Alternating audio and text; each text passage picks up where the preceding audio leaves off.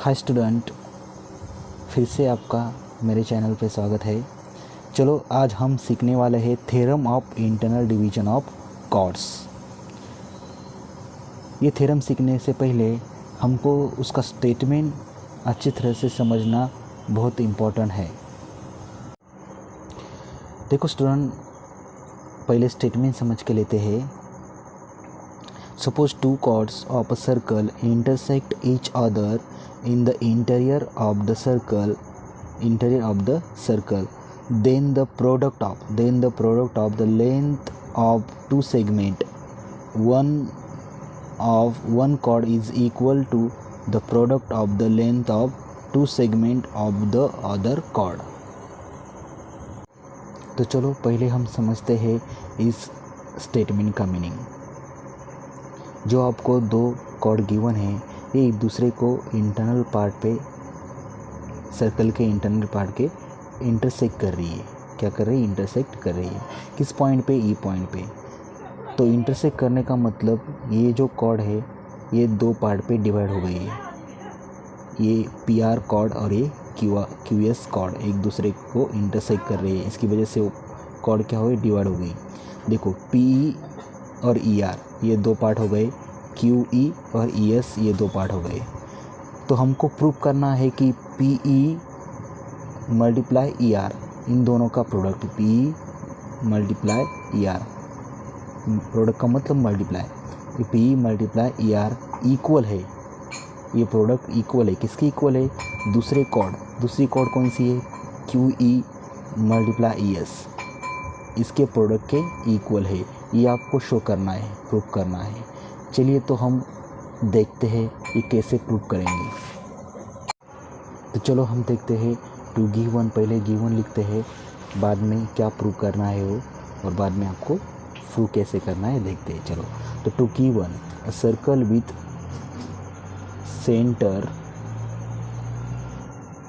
Centre क्या है? ओ, एक गिवन है और दूसरा गिवन क्या है स्टेटमेंट पे? Chord P R and Q S. ये दो कॉर्ड आपको गिवन है, chord P R and chord Q S. ये chord Q P R and chord Q S ये इंटरसेक्ट कर रही है। क्या कर रही है? इंटरसेक्ट कर रही है। Q R intersect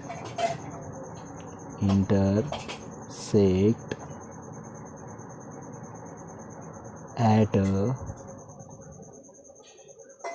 point E inside of circle, तो chord P R and chord Q S intersect at E inside the circle. ये कॉर्ड पी आर और क्यू एस इंटरसेक्ट कर रही है एट पॉइंट पी पर, इनसाइड द सर्कल। तो आपको prove करना है। प्रूव क्या करना है? To prove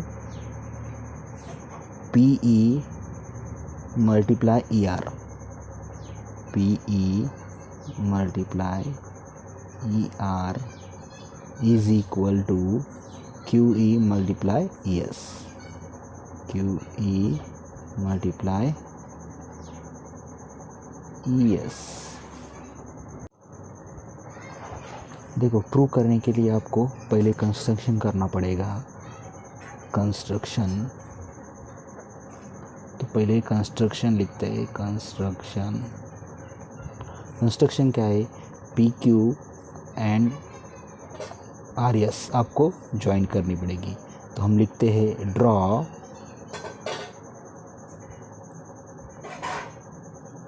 segment P Q and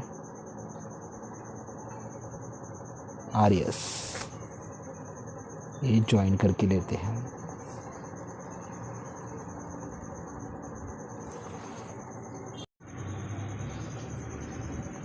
चलो तो हम प्रूव करते हैं। कंस्ट्रक्शन की वजह से सेगमेंट पी क्यू और आर एस हमने ज्वाइन की, इसकी वजह से दो ट्रायंगल बन गए। कितने ट्रायंगल बन गए? दो ट्रायंगल। अभी दो ट्रायंगल को हमको सिमिलर दिखाना है। क्या दिखाना है? सिमिलर। तो सिमिलर के लिए कौन से भी दो एंगल्स आपको कॉन्ग्रुएंट दिखाने होते हैं, एक टेस्ट यूज़ करनी पड़ती है, एंगल टेस्ट। और भी टेस्ट हम यूज़ कर सकते हैं, पर यह एंगल टेस्ट अप्लाई हो सकती है। तो हम कौन से एंगल दिखाने हैं? तो आपको यह ऑब्जर्वेशन करिए, पी क्यू एस और पी आर एस, ये जो एंगल दिख रहे हैं, ये एंगल का ये सेम आर्क है। देखो कौन सा एंगल? पी क्यू एस, ये जो एंगल दिख रहा है ना, पी क्यू एस और पी आर एस, इन दोनों का जो इंटरसेप्टेड आर्क होता है, इसको क्या बोलते हैं? Intercepted arc. और ये है inscribe angle. P Q S and P R S क्या है? Inscribe angle. इन दोनों का इंटरसेप्टेड आर्क, जो आर्क है वो सेम आर्क है। इसके लिए, इसकी वजह से पी क्यू एस और पी आर एस ये एंगल कॉन्ग्रुएंट होंगे। क्या होंगे? कॉन्ग्रुएंट होंगे। तो हम लिख सकते हैं यहाँ, prove angle PQS is congruent to PQS is congruent to SRP. SRP reason क्या होगा? Inscribe angle. Inscribe angle, inscribe angle, same arc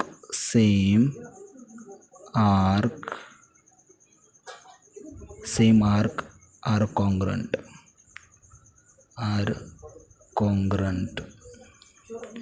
जब सेम आर्क क्या होगी? सेम आर्क होगी तब ये इंस्क्राइब एंगल क्या होंगे? कॉन्ग्रुएंट होंगे। इंस्क्राइब एंगल क्या होंगे? कॉन्ग्रुएंट। अभी ये जो एंगल कॉन्ग्रुएंट है, ये एंगल कॉन्ग्रुएंट है, तो हम ऐसे भी लिख सकते हैं, PQE is congruent to SRE, क्योंकि बिटवीनेस पॉइंट, ये जो पॉइंट है ये इस कॉर्ड का और ये इस QS कॉर्ड का क्या है? बिटवीनेस पॉइंट है। तो हम ऐसे लिख सकते हैं, therefore PQE is congruent to ERS या SRE।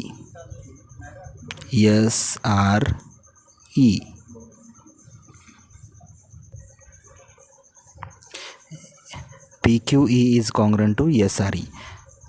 तो रीज़न क्या है उसका? बिटवीनेस। तो हम लिख सकते हैं PER एंड QER, इसको हम वन स्टेटमेंट नाम देते हैं, क्योंकि आगे वो आपको यूज़ होने वाला है। अभी हम देखते हैं इनर ट्रायंगल PQE, यही दो ट्रायंगल आपको क्या दिखाने? सिमिलर दिखाने हैं। तो PQE ट्रायंगल लेते हैं, PQE और SRE ट्रायंगल लेते हैं, PQE and triangle SRE।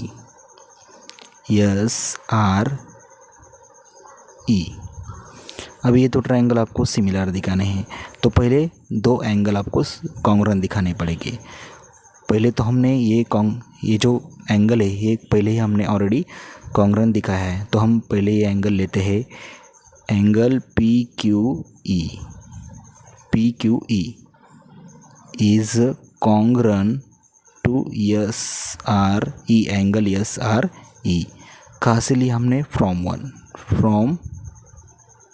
One, यहाँ से हमने कॉन्ग्रुएंट दिखाया। अभी देखो एक एंगल तो कॉन्ग्रुएंट हो गया, ये दो ट्रायंगल के PQE और SRE, ये दो एंगल कॉन्ग्रुएंट हो गए। अभी आपको और एक एंगल की ज़रूरत है जो कॉन्ग्रुएंट दिखानी है, पेयर। अभी देखो PEQ और SER, ये एंगल आपको दिख रहे हैं अपोजिट वर्टिकल। आप ये एंगल क्या है, वर्टिकली अपोजिट एंगल है। ये जो एंगल दिख रहे हैं PEQ एंड SER, ये वर्टिकली अपोजिट एंगल है। वर्टिकली अपोजिट एंगल क्या होते हैं, इक्वल होते हैं। Vertically opposite angles are equal. तो हम लिख सकते हैं PEQ is congruent to SER। Reason क्या है उसका, वर्टिकली अपोजिट एंगल।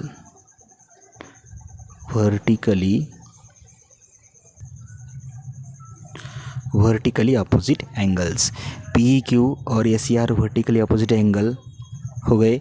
अभी देखो ये एंगल हमने कॉन्ग्रुएंट दिखाए, तो हम एंगल सिमिलर टेस्ट से ये जो दो ट्रायंगल है हम सिमिलर दिखा सकते हैं। तो therefore triangle PQE is similar to triangle SRE। देखो ये ट्रायंगल हमने सिमिलर दिखाए। रीज़न क्या है, एंगल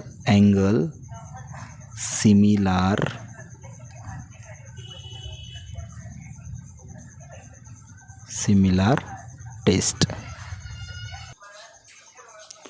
अभी देखो ये एंगल हमने सिमिलर दिखाए, ये ट्रायंगल हमने सिमिलर दिखाए। अभी हम उसके जो रेशो है वो प्रोपोर्शन दिखा सकते हैं, क्योंकि सिमिलर ट्रायंगल के रेशो क्या होते हैं, प्रोपोर्शन होते हैं। प्रोपोर्शन का मतलब उसके रेशो क्या होते हैं, उसका रेशो हम इक्वल दिखा सकते हैं, जैसे कि करस्पॉन्डिंग रेशो। तो हम करस्पॉन्डिंग प्रोपोर्शंस, तो ये देखो PQ, ये PQ किसके करस्पॉन्डिंग है, SR के corresponding. SR is equal to, proportion हमको इक्वल दिखाने हैं, तो QE एंड RE, वैसे ही हमको फर्स्ट और लास्ट PE अपॉन SE। इसका रीज़न क्या है, similar triangle proportion. Similar triangle के जो रेशियो होते हैं वो प्रोपोर्शन होते हैं। प्रोपोर्शन का मतलब ये इक्वल होते हैं। अभी देखो, अभी ये हमने रेशियो इक्वल दिखाए। अभी आपको ऑब्जर्वेशन करना है, टू प्रूव में आपको क्या प्रूव करना है, PE multiply ER is equal to QE multiply ES। देखो PE कहाँ दिख रहा है आपको, ये इधर, और ER इस साइड में, तो हमको, और QE इस साइड में और ES इस साइड में, तो हमको इन दो रेशो का यूज़ करना है। किन दोनों रेशो का यूज़ करना है, इन दोनों का रेशो। तो हम ऐसे लिख सकते हैं QE, उसको अरेंज करके QE ER, उसको बस अरेंज किया हमने, और PE और SE को हम ES लिख सकते हैं, लिखा हमने। अब इसका क्रॉस मल्टीप्लिकेशन करना है, इसका मतलब ये डिवाइड है उधर मल्टीपल होगा और ये डिवाइड है उधर मल्टीपल होगा। तो हम लिख सकते हैं QE multiply ES and PE multiply ER। So hence prove. Thank you. देखो वैसे हमने ये प्रूव कर दिया, तो हम इसका, आपको इसका स्क्रीनशॉट भी ले सकते हैं। Okay, thank you very much.